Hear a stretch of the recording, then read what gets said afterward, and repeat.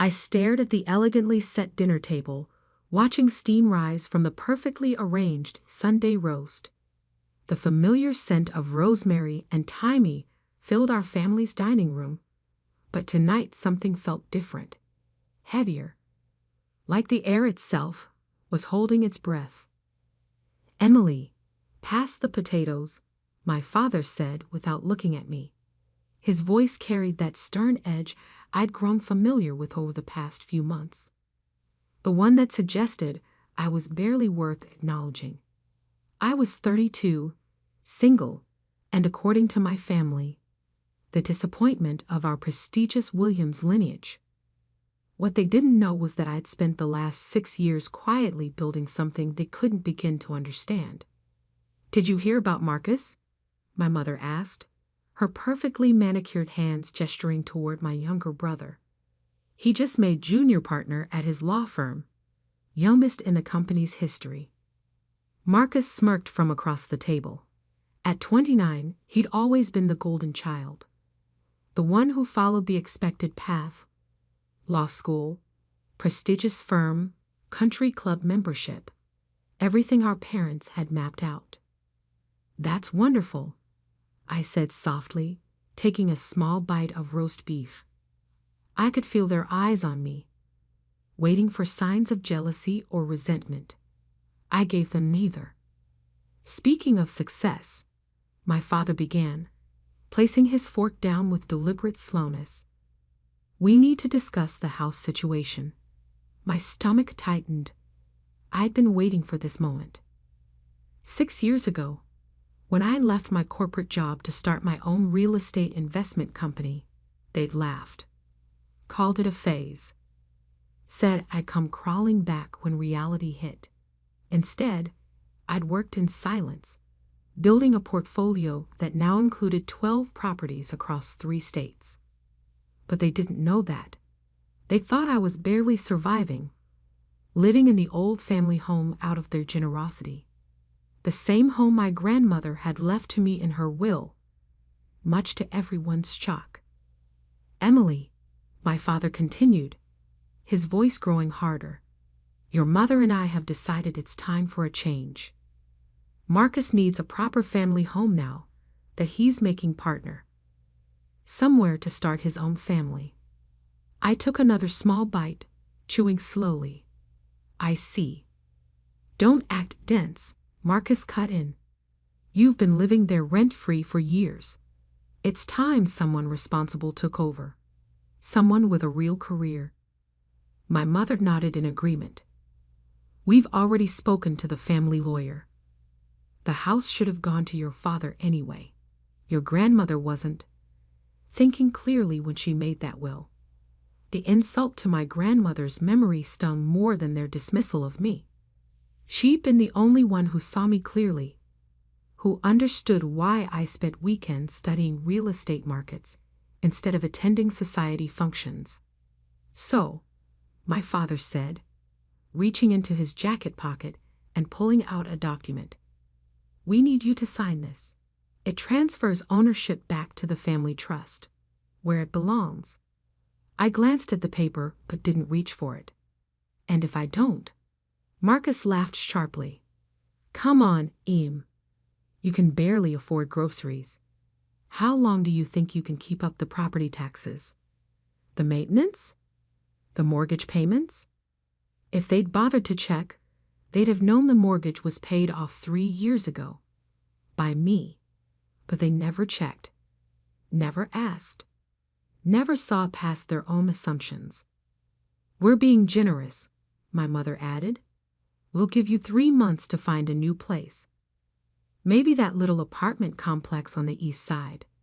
The one where your cleaning lady lives." The contempt in her voice made my teaspoon clink against china as I set it down. They'd never approved of Maria, who'd not only cleaned our family home for 20 years, but had become my first business partner, helping me identify undervalued properties in up-and-coming neighborhoods. "The house belongs to me," I said quietly, "legally and morally." My father's face darkened. Then you leave us no choice. He stood up, his imposing frame casting a shadow across the table. Leave your keys and get out. This house belongs to the family now. We'll handle this through our lawyers. I looked at each of them in turn. My father, rigid with authority he'd assumed was absolute. My mother, lips pursed in disapproval she'd perfected over years. Marcus, practically glowing with anticipated victory. Slowly, deliberately, I reached into my purse and pulled out my house keys. The same keys my grandmother had handed me on her deathbed, along with a whispered piece of advice. Sometimes silence is the best strategy. I placed them on the table with a soft clink. Thank you for dinner, I said, standing up. And for making this easier than I expected. Easier? Marcus scoffed. You're being kicked out. I smiled faintly. We'll see. As I walked to the door, my father called out, Don't bother trying to fight this, Emily. You can't afford the legal fees, and no bank will help you. I paused at the threshold, thinking about the documents waiting in my office. About the carefully orchestrated plan I'd set in motion the moment I heard whispers of their scheme 3 months ago. Good night, I said softly, and closed the door behind me. In my car, I pulled out my phone and sent a single text to my lawyer. It's time. Execute tomorrow morning. Then I drove home, my home, and prepared for what would happen when the mortgage company called them at 9 a.m. sharp with news that would shatter their carefully constructed reality. Because while they'd been busy underestimating me, I'd been busy building an empire. And tomorrow, they'd learn exactly what their disappointment of a daughter had become. The next morning, I sat in my home office, watching the autumn sunlight filter through tall windows. The antique grandfather clock, another gift from my grandmother, showed 8:57 a.m. In exactly 3 minutes, my family would receive a call that would change everything. My phone buzzed. A message from Maria. They just pulled up in the driveway. Your father, mother, and Marcus. They look angry. I smiled, remembering the conversation I'd had with Highland Mortgage Corporation last week. The timing couldn't have been more perfect. At precisely 9:00 a.m., I heard the doorbell ring. Then aggressive knocking. Emily, my father's voice boomed through the door. Open up immediately. I pressed the intercom button. I'm in a meeting. Please wait in the parlor. Maria will let you in. I could practically hear my mother's disdain at being greeted by the housekeeper, but they had no choice. As they settled into the parlor, my phone lit up with an incoming call. Robert Chen, Senior VP at Highland Mortgage.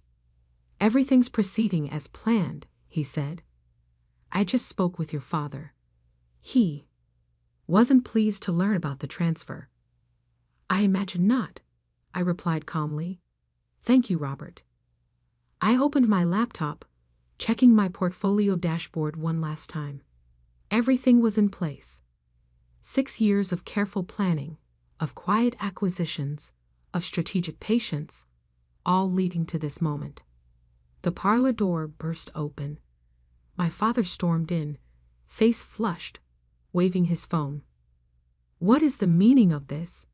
The mortgage company says you've transferred the loan to your corporation? That you own not just this house but half the properties in the Heights district. Behind him, my mother clutched her designer handbag like a shield. Marcus looked less smug now, his lawyer's mind finally beginning to grasp the situation. I turned my laptop around, showing them the portfolio dashboard. Would you like to sit down? This might take a while to explain. Explain what? Marcus snapped. How you've been deceiving us. No, I said quietly. How you've been deceiving yourselves. I pulled up the first document, the original deed to our family home. When grandmother left me this house, you all assumed I couldn't handle it, that I'd fail. What you didn't know was that she also left me her real estate investment guidelines, her strategies, her vision. My mother sank into a leather armchair, her composure cracking. But you've been struggling. Working from home. No office, no employees. I clicked to the next screen. A satellite view of the Heights district, with properties highlighted in blue. Those aren't signs of struggle, Mother. They're signs of strategy. Every property in blue belongs to Williams Capital Investment Group, my company. Impossible, my father whispered. That's nearly 40 properties. 47, I corrected, including the building where Marcus's law firm rents their top-floor office space. I bought it through a subsidiary last year. Your rent helps fund my new acquisitions. Marcus collapsed into a chair, his face pale. The merger meeting room, the one they suddenly renovated last month. My building manager mentioned you liked the changes, I said with a small smile. I'm glad. I chose the design myself. My father's hands were shaking now.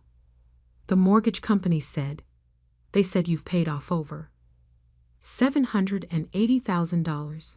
I finished for him. Yes, 3 years ago. The house has been fully owned by my corporation since then. I just let you all believe otherwise because, well, it was simpler that way. But how? My mother demanded. Where did you get the capital? I thought about the nights I'd spent studying market trends, the weekends exploring emerging neighborhoods with Maria, the relationships I'd built with local business owners and developers, all while they assumed I was failing. I started small, I explained. Used my savings to buy a foreclosed duplex. Renovated it with Maria's help. Yes, Mother, our housekeeper is actually my business partner and owns 15% of the company. We flipped that property for triple the investment, then leveraged it for larger purchases. I pulled up another document, my company's current valuation. The number made my mother gasp. She couldn't finish the sentence. More than the family trust, I supplied. Yes, significantly more. My father straightened his tie, his businessman instincts finally overriding his anger. Why tell us now? Why not sooner? Because you needed to show your true colors first, I said calmly. I wanted to see if you really try to take my home. The home grandmother trusted me with. And you did. I stood up, walking to the window that overlooked the garden where I'd first dreamed of building something of my own. Now we can discuss new terms. You can continue living in the family properties. Yes, I own those too, but with formal lease agreements. Market rate rent. Professional terms. You charge your own family rent, my mother asked incredulously. The same way you were ready to make me homeless. I turned back to face them. Yes, business is business, isn't it, Father? That's what you always taught us. Marcus stood up, straightening his expensive suit. The family lawyers will already know. I cut him off. I hired them last year when I acquired their building. They work for me now, too. The silence that followed was deafening. Years of assumptions, of dismissals, of quiet condescension, all shattered in a single morning. My father was the first to speak again. What do you want? Respect, I said simply. Not as your daughter. You've made your feelings clear on that front. But as a businesswoman who's built something substantial, something real. I handed each of them a folder containing new lease agreements for their respective properties. You have until Friday to sign. After that, we can discuss alternative arrangements. And if we refuse, Marcus challenged, though his voice lacked its usual confidence. I smiled, remembering my grandmother's words about silence and strategy. Then I'll have to give my other tenants first right of refusal on those properties. I believe your law firm's competitors have been quite interested in that top-floor office space. As they left my office, folders clutched in shaking hands, I heard my mother whisper to my father, "Did you know? All this time, did you have any idea?" "No," he replied, sounding older than I'd ever heard him. "We never really looked." I sat back down at my desk, letting out a long breath. Maria appeared with a cup of tea, her special blend that had gotten me through countless late nights of planning. "They finally see you," she said, placing the cup beside me. I nodded, thinking about the long journey from that first small duplex to now. "They see the power," I corrected. "They don't see me yet, but maybe now they'll start looking." My phone buzzed with messages from other property owners in the Heights, eager to discuss acquisitions. The empire I'd built quietly was about to become very visible. But first, I had a company to run, tenants to meet, and a grandmother's legacy to honor. The family drama could wait. After all, I had all the time in the world now, and all the power too. 1 month after the confrontation in my office, I stood at the window of my newly opened headquarters in downtown Chicago. The entire top floor of the Morrison Building, another recent acquisition, offered a panoramic view of the city I'd slowly been reshaping. My phone buzzed. A text from Marcus. "Can we talk? Alone?" In the weeks since the revelation, my family had processed things differently. Mother had taken to calling daily, oscillating between apologetic reminiscence and thinly veiled attempts to understand my sudden success. Father had retreated into stoic silence, signing the lease agreements without comment. But Marcus had been suspiciously quiet. "Come by the office at 2, I texted back. Sarah, my executive assistant, appeared at my door. "The Henderson Group is here for the merger discussion." I nodded, straightening my blazer. "Send them in." The meeting went smoothly. They'd been trying to acquire one of my smaller properties for months. Now they were selling their entire portfolio to me instead. Funny how quickly things change when people realize who really holds the power. At precisely 2 p.m., Marcus arrived. He looked different. Less polished, more human somehow. The swagger was gone. "Nice office," he said, glancing around. "Better than my firm's."